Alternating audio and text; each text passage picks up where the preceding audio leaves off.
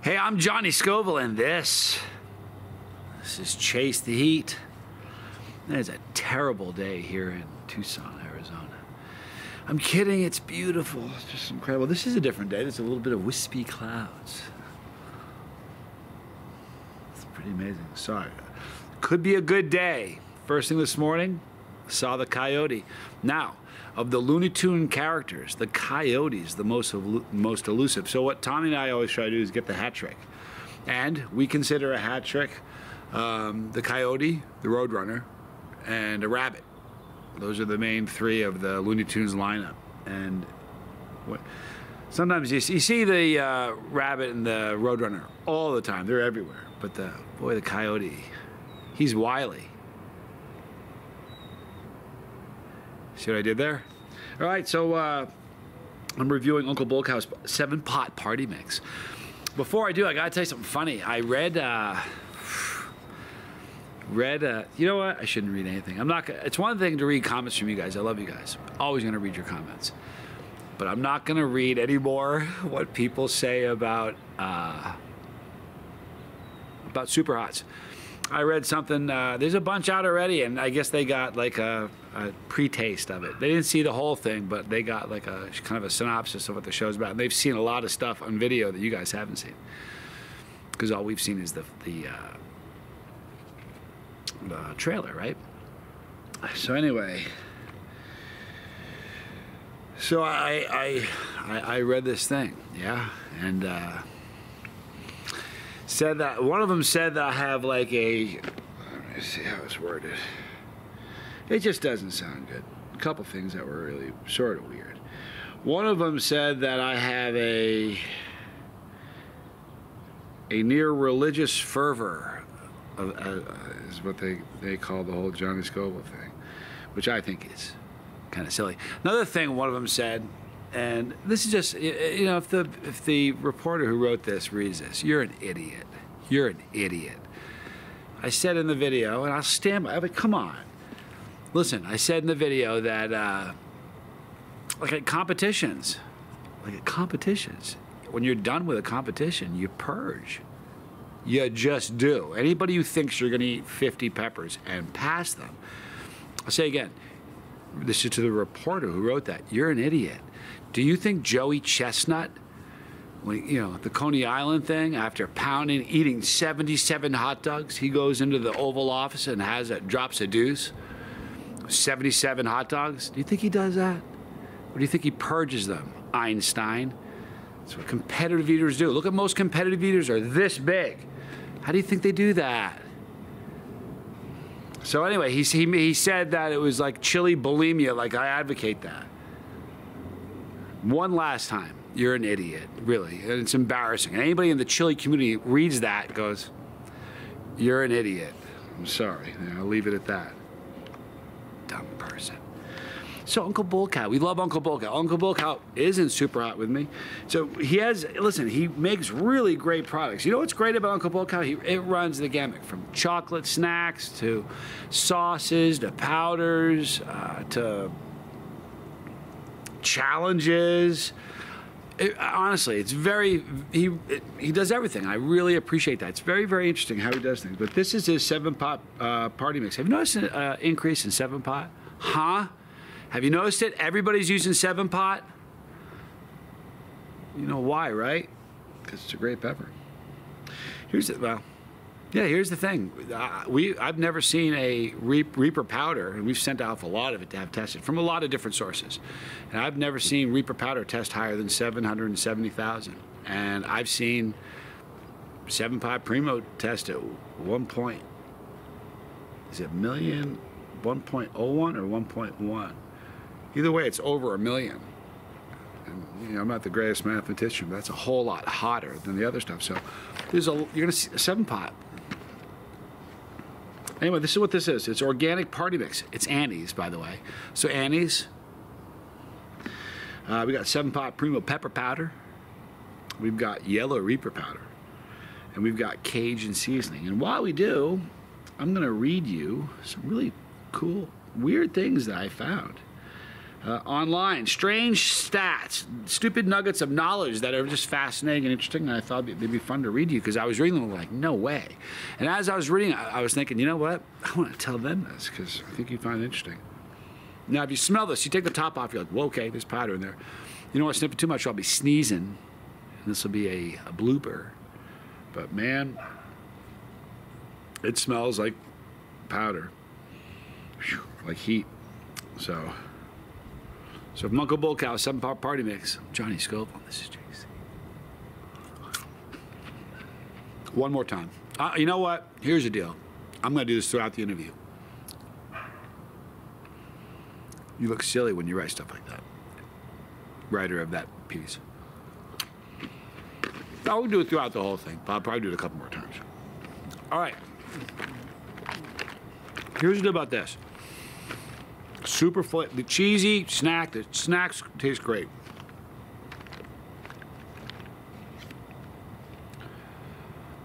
Very peppery. The great thing is it's just pepper on the cheese. So it's really, really nice. If you're a chili head and you like the way pepper tastes, you love this. I'm gonna have some more as I read these to you. But these are amazing little nuggets. Are you ready for this? 20 minutes spent on the London Underground Northern Line is as bad for your lungs as smoking a cigarette. Kind of interesting. Levels of pollution on the underground are dangerously high, as much as 10 times above guidelines set by the World Health Organization in some parts of the network. Some of this stuff is sort of scary, not even joking. All right. Let me have another one of these. These are so tasty. The great thing about these is you can just keep eating them. Delicious. AT&T was forwarding global internet traffic to the government from secret rooms inside its offices. Room 641A houses beam splitters capable of monitoring all the internet traffic in the United States. It was largely thought to be a myth until NSA surveillance program revealed its existence in 2007. You're going to hear in these little statistics, the government agencies, the alphabet agencies, shady, shady, shady. Before I go on, let me have a few more of these crackers. The dog's going, hey, hey, you out there? Barking to somebody. Okay, you ready?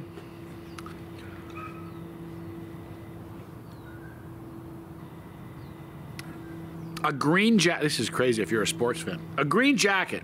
If you win it, there's a certain event where if you win, they give you the coveted green jacket. So I'm going to give you a second to think about it. It's golf. A green jacket from the Augusta National Golf Club was purchased at a thrift store for $5. The famed green jacket had a tag that said it was from the 1950s and bought from the thrift store in 2017.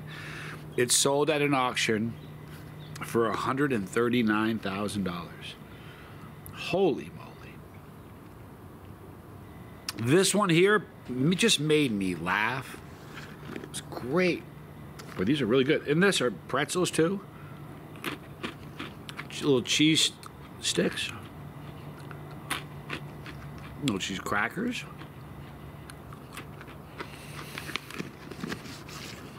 These are so good. For real. Okay, ready? Here's the laughter one. You ready? Get ready to laugh. A town in the UK publicly mocks their mayors if they gain weight. Listen to this. High Wycombe in the UK publicly weighs their mayors both before and after their term to ensure they haven't gained any weight at the taxpayer's expense. Here's the deal. if they have gained weight, they're just publicly shamed and booed in public. How cool is that? Is that funny? Huh. I don't know. I think it's funny. It's great. Okay, this is a cool one. Before I do, a few more of these crackers. Now the heat ramps up. If you're not a chili head, this should be far too hot for somebody who doesn't like hot stuff. If you like hot stuff,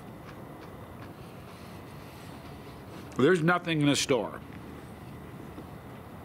There is no snack in a store sold anywhere that's this hot. I'll tell you that. An extinct Australian language had the same word for dog as we have in the English language. In the language, Babaram, a word for dog, is dog, and it's pronounced almost identically to how we say it. This is purely coincidental, and there is no relation between English and Babaram. Just telling you. This is a heavy-duty one. A Mexican citizen during World War II charged an enemy stronghold through a minefield, and he had both of his feet blown off. Sylvester Herrera, a volunteer U.S. soldier, continued fighting on his knees, pinning down the enemy and allowing his squad to capture it. He received the Medal of Honor. That's a hero, right? Right? All right, so here we go. The Darth Vader jellyfish. They live in the Arctic Ocean, yeah? The transparent jellies that are found in the depths below 3,300 feet got their unique nickname to their body shape, because their body shape is closely resembles that of the Darth Vader famous helmet. I don't know. You know what I think? I think they ripped off, Darth Vader ripped off the jellyfish. The jellyfish should be upset. They should be. No two ways about it. All right, so this is an interesting one. I'm not sure if I believe this one. You guys in the comment section, if you have any trouble with any of these little nuggets, you gotta let me know. Before I do, let me have a few more of these really delicious yet spicy crackers. This looks like it's a baby rabbit. These are rabbits right here. I can tell. These are rabbits. Let me show you. Is that not a rabbit? Sorry, it's a rabbit to me. If it's not a rabbit, it sure looks like one. These are your traditional squares. This one here is bathed in powder. And I mean bathed, people. Look at that one. Huh? Okay, let's do this. Let's use Robbie Vision. Lovely Robbie. Look at this. How about that? You got the picture-in-picture. Pretty cool. I'll use it enough. It's hard to use. Anyhow. Oh, forget about it. Lovely. This is the one that I sort of have trouble with. Arnold Schwarzenegger. Get to the chopper. Listen, he made 200. This is what it claims, that he made 200 times more for Terminator 2 than Judgment Day than the first film. Arnold made 70. This is what they claim. I don't buy this. I'm sorry, I don't. They claim he only made 75 grand. That's it. For his role in Terminator.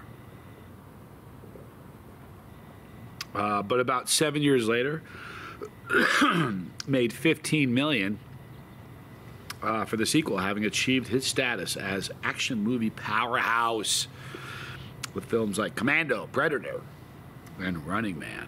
75 grand, do you buy that? That's the part that I have trouble with. I don't buy it. 75 grand, he made more than that.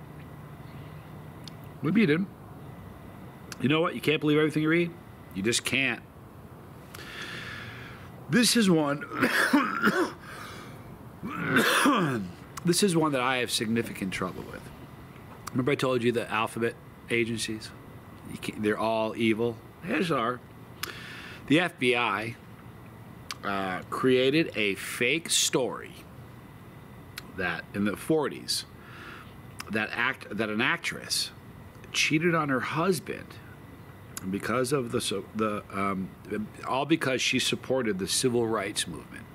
Okay, the stress of this fake story involving the actress Jean Seberg and a black man caused her to go into labor prematurely and resulted in the death of her baby.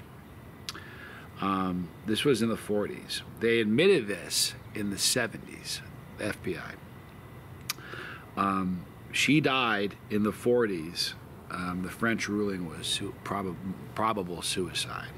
And that's what the FBI did. They admit it. So far, how's the CIA looking to you, huh? How's the FBI looking for you? Looking to you? Wicked. This is crazy. India, just lovely. Hopefully I won't choke to death like I did yesterday. Had some cheese balls. If it were not for the battle against the bird, which I won, by the way, would have been a blooper. India produced the largest volunteer army in the history during World War II. Winston Churchill called the bravery of the 2.5 million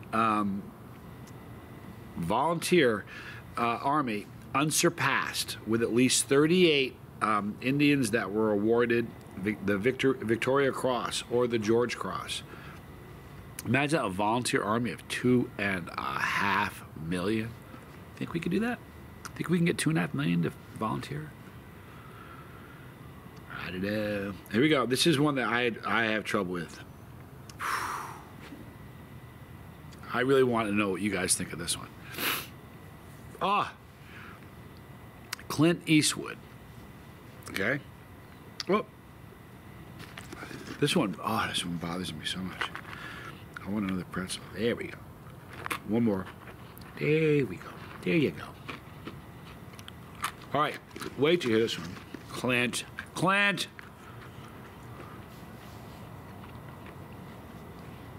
Clint Eastwood sat on a script for years until he was old enough to play the lead role. Listen to this.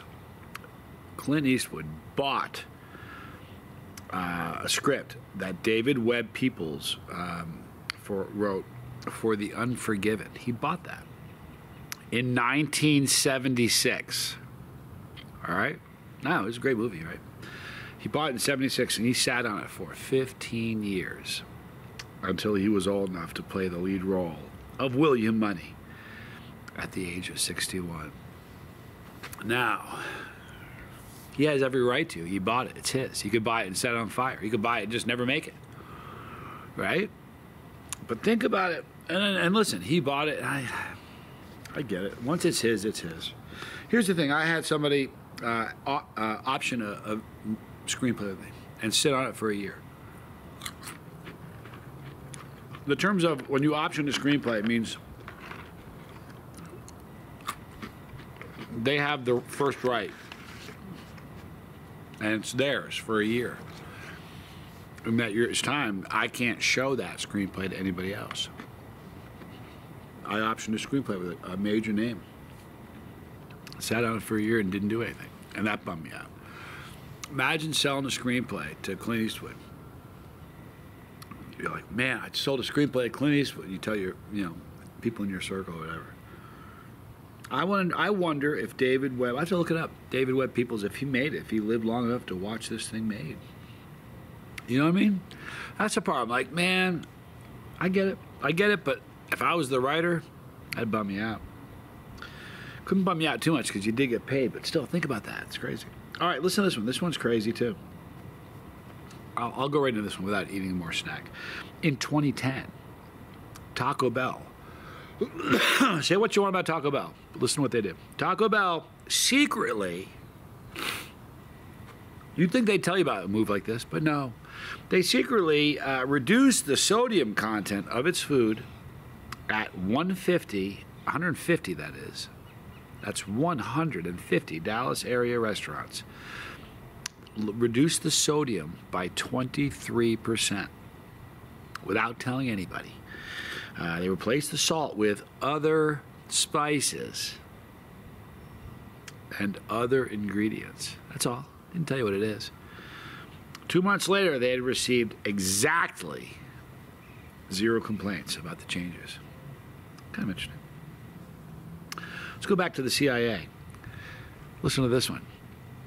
This is admitted. They did it. The CIA inserted LSD in the bread of a bakery.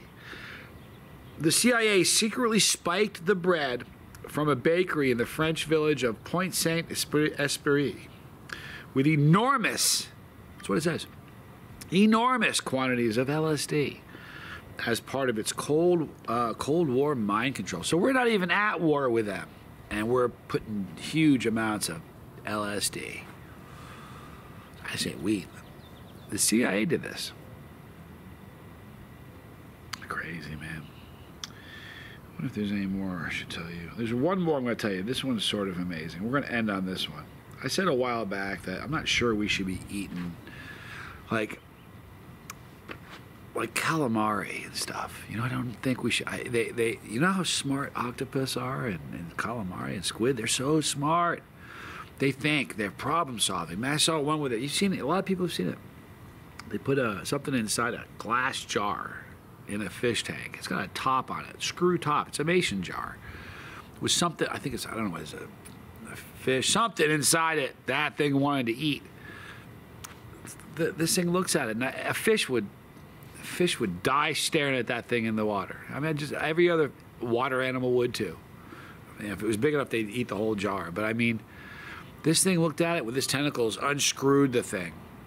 All right, they can feel pain and have memory of pain, and I don't know, man. I just don't think we should be eating them. Listen to this. Off the coast of Australia, there is an octopus city. Listen to this. It's basically a collection of burrows and dens. Researchers first thought it was odd, but then they discovered a lot of them. This is what octopus do, man. They live in groups, man. I'm not going to eat them anymore. And it's a bummer, too, because I really loved calamari. But I just don't feel right about them. I really don't. Not cool. If you start doing a deep dive on things like octopus, man, talk about a smart animal. And I got a big tattoo right here of a blue-ringed octopus. I really do. All right, so we're going to stop now. What a fun way to start the day, huh? Uncle Bullcow, 7-pot party mix. These are hot. These are, if you're not a chili head, you won't like them. If you're a chili head, they're pretty hot, man. There's nothing like this in a store anywhere. They're spicy. I'm trying to think of a good score for it. The chili head's going to call this a 6 or 7 and up. But you aren't going to have too many chili heads that will call it a 6. Most are going to probably call it a 7 up. These are hot. Super tasty. But another cool thing I always mention when I do videos about 7-pot primo or 7-pot primo, any kind of snack that's spicy, the heat ramps up as you eat them, but as soon as you stop eating them, the heat tanks and drops off pretty quickly. And that's kind of cool, right? All right, so we're going to end it now. In the description box, you're going to see a link for Bullcow. Great dude. One more time. If you haven't had his products, you need to. You know what? He's just a great guy in the chili community. He's got a great heart. He loves chilies, and he loves the community. He's going to be in Superhot, which comes out in just a few days. 21st at 10 o'clock is what it says for me. I'll be watching it. It's going to be interesting. So just remember, there's a lot of stuff being said. You guys have been watching me for a long time. You know me. Some weird stuff out there. For real. Right there is the bus. Right there is the boat. Right there are the challenges. Right there is pepperology. And one more time to that writer, When you clean your ears with a cotton swab, you're pushing that thing in way, way too far. You've damaged yourself. Not a smart person. That's all. I'm Johnny Skull, and this was Chase the Heat.